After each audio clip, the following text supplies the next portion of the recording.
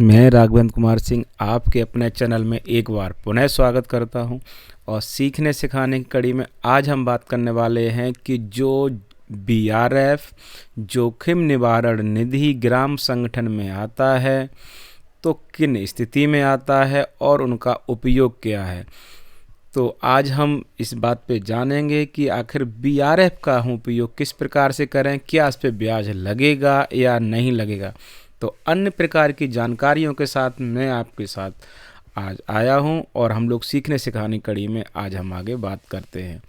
अगर फिर भी कोई ऐसा सवाल होता है जो आपसे बीआरएफ संबंधित हो, जो छूट जाता है, तो आप कमेंट्स बॉक्स में लिखकर अवश्य पूछ सकते हैं, जिससे कि मैं और मेरी टीम आपके सवाल का जवाब अवश्य देगी। तो बीआरएफ जो है जोखिम निवारण निधि है, मुख्य रूप से कितना मिलता है इस पे हम लोग बात करने वाले हैं। तो ये अलग अलग कैटेगरी के हिसाब से मिलता है कि ये एक ग्राम संगठन की धनराशि है जो कि ग्राम संगठन को दी जाती है। इसको निकालने का तरीका ये है कि हम अपने जितने ग्राम संगठन के सदस्य हैं, यानी समूहों के सदस्यों को, सभी समूह के सदस्यों को जोड़कर ग्राम संगठन के सदस्य बनते हैं। तो हम क्या करेंगे, सभी ग्राम संगठन के सदस्यों को जोड़ लेंगे।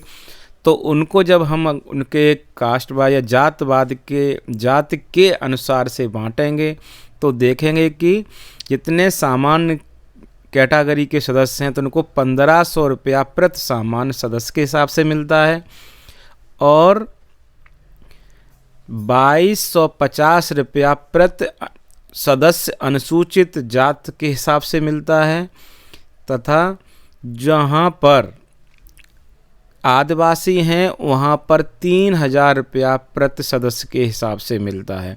तो इस प्रकार से हमने जाना कि 3 प्रकार से मिलता है। सामान्य जात के लिए 1500 रुपया और अनुसूचित जात के लिए 2250 रुपया और आदिवासी के जहाँ पर है वहाँ पर 3000 रुपया।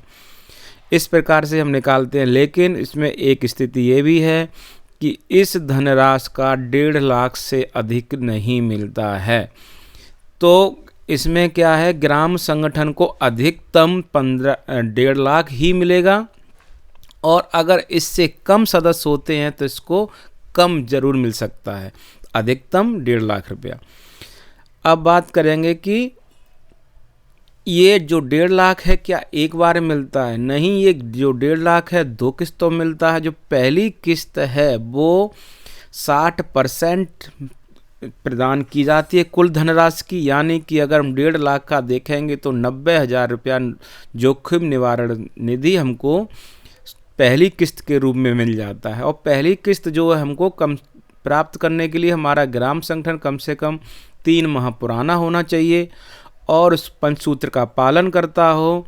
उसके साथ साथ उसकी बुक्स ऑफ रिकॉर्ड सभी पूर्ण रूप से हों। तो ये इन स्थिति पर उसको मिलेगा हमारा फर्स्ट डोज।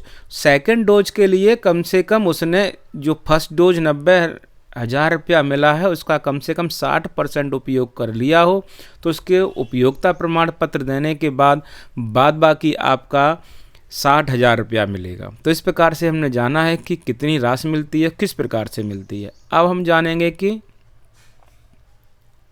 लाभ, इस हमारा जो जोखिम निवारण निधि मिला है उसका उपयोग हमको कहाँ पर करना है, किस प्रकार से करना है। तो इसका जो हम उपयोग समूह के सदस्यों और बिना समूह के सदस्यों के लिए भी उपयोग कर सकते हैं। इसका मुख्य रूप से उपयोग होता है कि जो ऐसे परिवार जोखिम में आते हैं, किसी आपदा के कारण की स्थिति ऐसी हो गई है कि बहुत ही उनको खाने पीने की दिक्कत या ऐसी अन्य प्रकार की परेशानी से गुजर रहे हैं, तो उनको ग्राम संगठन इस धनराशि से उनको सहायता प्रदान करेगा। यहाँ कभी कभी सवाल ये भी पूछा जाता है क्या ये दोबारा भी मिलेगा। तो मैं साथ ही साथ आपको ये साफ साफ बताता चलूँ कि जो बीआरएफ है वो ग्राम संगठन में केवल एक बार ही प्रदान किया जाता है, ये 2 बार नहीं मिलता है। तो हमको इसका उपयोग सामान्यतः देखकर अच्छी प्रकार से पॉलिसी के तहत ही करना चाहिए। आप बीआरएफ की पॉलिसी के लिए आप अपने ब्लॉक मिशन प्रबंधक या जिला मिशन प्रबंधक से भी बात कर सकते हैं, उनसे भी अन्य प्रकार की और जानकारी ले सकते हैं। आगे हम लोग बात करेंगे ब्याज दर क्या होगा, क्योंकि अभी हम लोगों ने बात किया था ये केवल ग्राम संगठन में एक ही बार मिलता है।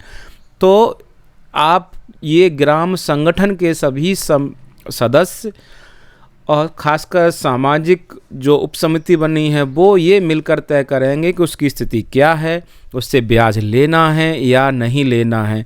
लेकिन जो गाइडलाइन में है वो सीधा है कि आप चाहे तो बिना ब्याज के भी पैसा दे सकते हैं, क्योंकि ये पैसा केवल एक बार मिलता है।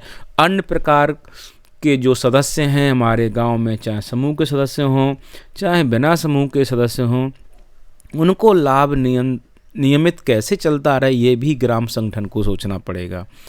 तो ये जानकारी आपको कैसी लगी कमेंट्स बॉक्स में लिखकर अवश्य बताएं। अगर आपको अच्छा लगता है तो इसको शेयर ज़रूर करें, जिससे कि हमारे वीडियो बनाने का जो उद्देश्य है कि सही जानकारी सभी समूह सदस्यों तक कम समय में और सही पहुंच सके, तो इस टारगेट को प्राप्त करने में हमारा अवश्य सहयोग करें। आप सभी का बहुत बहुत धन्यवाद।